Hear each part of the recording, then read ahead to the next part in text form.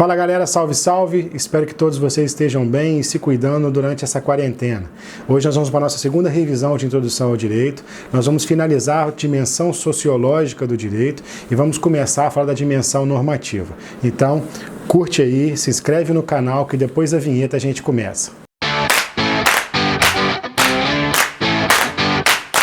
Bom, como último tópico da dimensão sociológica do direito, eu vou fazer algumas considerações a respeito do direito e das questões de trato social.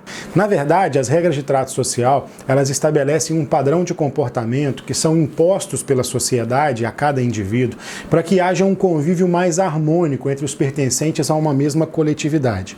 As regras de trato social, diferentemente das normas jurídicas, elas não são positivadas, elas são estabelecidas de forma costumeira a partir de cada nicho social. Então é comum que dentro de uma mesma sociedade, dependendo do ciclo aonde a pessoa viva, nós teremos regras de trato social específicas. E essas regras de trato social, elas variam de acordo com a região, de acordo com a faixa etária, de acordo com o nível de renda, de acordo com o meio social, econômico ou profissional que elas vivem. E elas têm um objetivo muito claro: melhorar as condições de relacionamento. Dentre as características a serem destacadas das regras de trato social, a primeira delas é que há um aspecto social. As regras de trato social, elas derivam de uma coletividade socialmente vinculada. A segunda característica é a exterioridade. As regras de trato social, elas vêm de fora para dentro, do coletivo para o individual. Embora o indivíduo componha o coletivo, é o coletivo que impõe os padrões de comportamento que influenciam a minha vida enquanto indivíduo. Como terceira característica, nós dizemos que ela é unilateral. O ser social impõe ao indivíduo e não se dá a exigência em contrapartida. Por isso que as regras de trato social são unilaterais, porque elas impõem sem que sejam colocadas à imposição. Uma outra característica importante é a incoercitibilidade. As regras de trato social não são revestidas da coercitibilidade que tem a norma jurídica. Embora estabeleça-se um padrão de comportamento, o meu descumprimento não importa numa sanção aplicada pelo direito positivo. O que há aqui é uma sanção difusa. Existe uma reprovabilidade, de modo que eu posso ser afastado, reprovado ou repelido daquele meio coletivo onde eu estou inserido. E por fim, nós dizemos que as regras de trato social são classistas. Por quê? Porque elas dizem respeito a uma mesma classe, a um mesmo grupo de pessoas de forma bem homogênea. E por essas características nós não podemos confundir as regras de trato social com as normas jurídicas. Passando agora àquela que é a segunda unidade da nossa matéria, nós vamos falar da chamada dimensão normativa do direito. E aí eu preciso ter em mente aquela compreensão que foi trazida ao longo da primeira unidade, de que a norma, na verdade, é um fato que deriva da sociedade. Ela é uma construção social. Pela teoria de Miguel Reale, a construção normativa, ela parte da sociedade e a ela se destina. E ele explica esse processo de construção a partir da teoria tridimensional, ou teoria do fato, valor e norma. Para Miguel Reale, os fatos são as relações sociais, aquilo que acontece no seio social pelo simples fato de que ela existe. A compra, a venda, a troca, o andar, o negociar, o falar, todos esses fatos que derivam da sociedade são, para Miguel Reale, aquilo que ele denomina de primeira dimensão, o fato. A segunda dimensão da teoria seria o valor. E o valor nada mais é do que a justiça social, ou seja, o valor expresso pela sociedade a partir do fato que foi presenciado. O ser coletivo, ele aprova, reprova, gosta, não gosta de uma conduta. Por exemplo, quando alguém comete um crime ou uma conduta antissocial, todos aqueles que presenciam um fato emitem um juízo de valor. E esse juízo de valor é o que pondera a reprovabilidade ou a aprovabilidade da conduta, dando ensejo assim aquela que seria a terceira dimensão, que é a norma. Então, ao presenciar um fato e emitir um juízo de valor, eu concluo o processo de construção da norma a partir da criação de uma norma proibitiva ou de uma norma que incentiva aquela conduta. Para a teoria tridimensional de Miguel Reale, o fato, o valor e a norma são uma construção da própria sociedade. E muito mais do que isso, é uma construção da sociedade para a própria sociedade. Nesse processo de construção normativa, alguns fatores externos também são relevantes na construção, como o clima, os recursos naturais, o território, a questão demográfica, a economia, as inovações tecnológicas. E como nós já dissemos na primeira unidade, a religião também é determinante nesse processo de criação, assim como as ideologias e a própria educação do povo. Além dos fatores relevantes, eu tenho forças que são atuantes nesse processo de construção normativa, como a política, a opinião pública, pública, os grupos organizados e as medidas de hostilidade. E o que seriam medidas de hostilidades? As greves, manifestações, panelaços, todos esses movimentos que na verdade são reivindicatórios e influenciam no processo de criação da norma. Vivemos isso recentemente no Brasil com aquele movimento que inicia-se com a revolta dos estudantes em relação ao aumento das passagens no Rio de Janeiro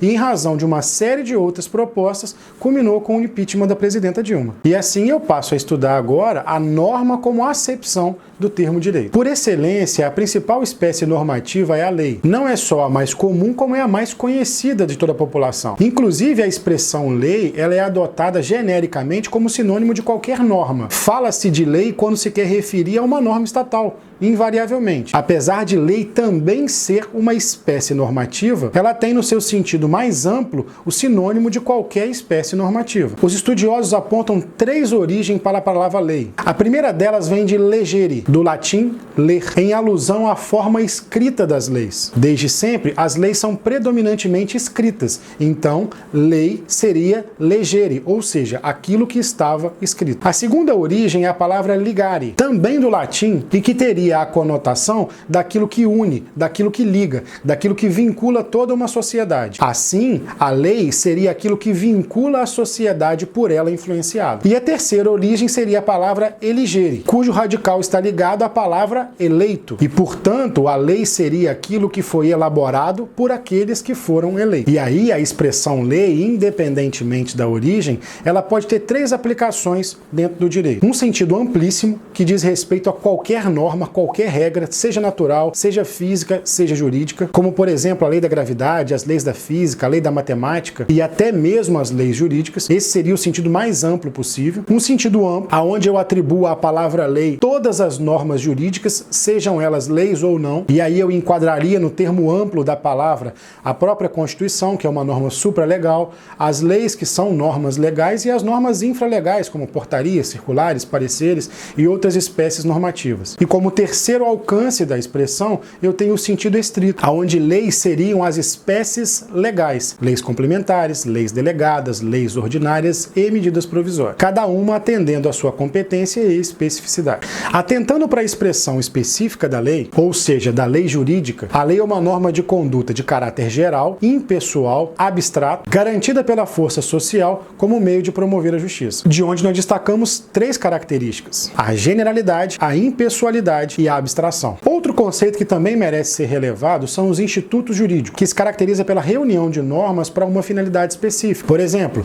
quando eu quero regular o instituto do divórcio, eu tenho várias normas de ordem material e processual que regulam essa matéria. Então, vinculadas a um mesmo assunto e com uma mesma finalidade, eu tenho um conjunto normativo que compõe o instituto do divórcio, como é o caso da prisão preventiva, como é o caso da sentença, como é o caso de outros institutos jurídicos que, na verdade, são compostos por um conjunto normativo com uma finalidade específica. A doutrina, ao dissertar a respeito da estrutura de uma norma, estabelece a partir de Kelsen que a norma teria 2 preceitos, um preceito primário e um preceito secundário. O preceito primário estabeleceria aquilo que seria o dever ser, ou seja, a prestação socialmente exigida, enquanto o preceito secundário seria a consequência pela não observância do comportamento desejado. Portanto, o preceito secundário seria a sanção ao descumprimento do preceito primário. Todavia, esse entendimento não é uníssono, ou seja, há divergência. Existem outros doutrinadores que adotam uma teoria única, como, por exemplo, o próprio Paulo Nader,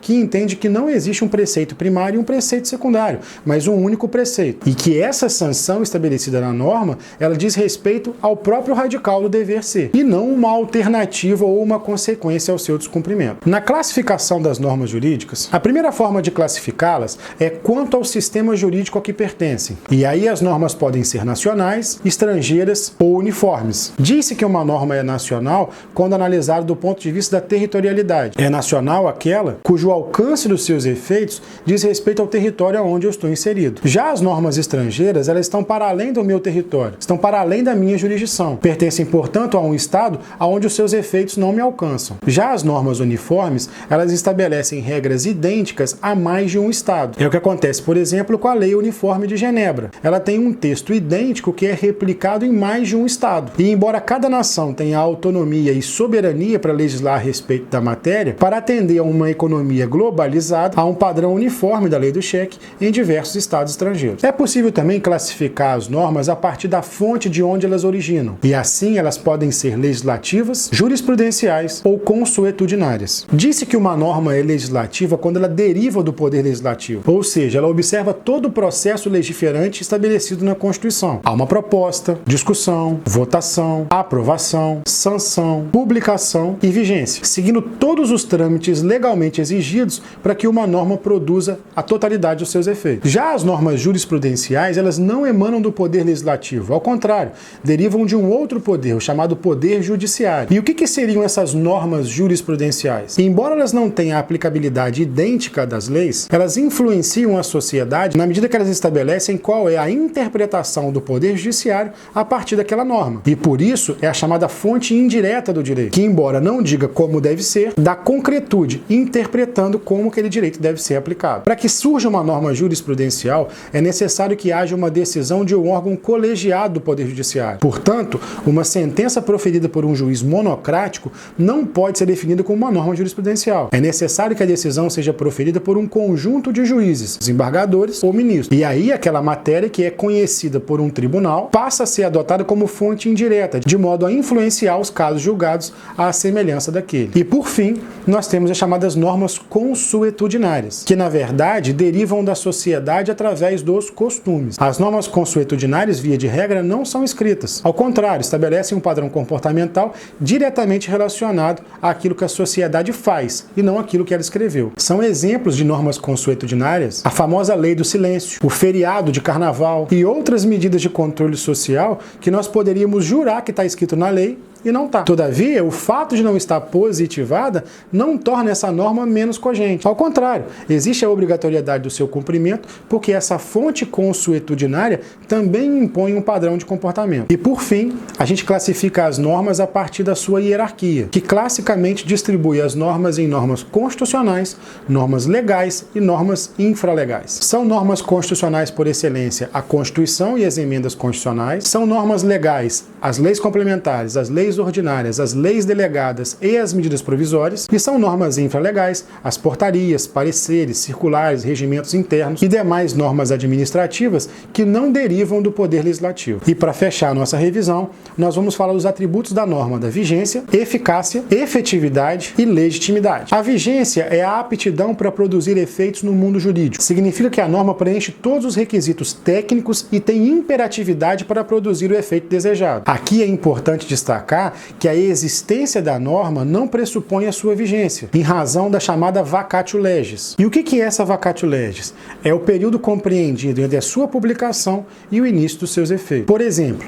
o novo Código de Processo Civil, uma vez sancionado e publicado, estabeleceu um período de vacância de 1 ano, o que era necessário para que todo o Poder Judiciário, advogados e operadores do direito pudessem adaptar o seu sistema processual e procedimental àquelas novas regras. É impossível num país como o Brasil, onde há um número milionário de processos, você mudar todo o procedimento e todas as regras processuais da noite para o dia. Assim, por uma questão de segurança e adaptação, a lei estabeleceu uma vacatio legis de 1 ano para que todo o Poder Judiciário, estudiosos, advogados e operadores do direito pudessem se adaptar a essas novas regras. Assim, uma norma só é vigente quando é superado o período de vacatio legis. E aí a lei produz todos os seus efeitos. O segundo atributo que eu gostaria de mencionar com vocês é o atributo da efetividade. E a efetividade consiste no fato da norma ser observada por todos os seus destinatários. As normas jurídicas devem alcançar a maior efetividade possível, de modo a aproximar o dever ser previsto na norma e o ser da realidade social. Uma norma muito efetiva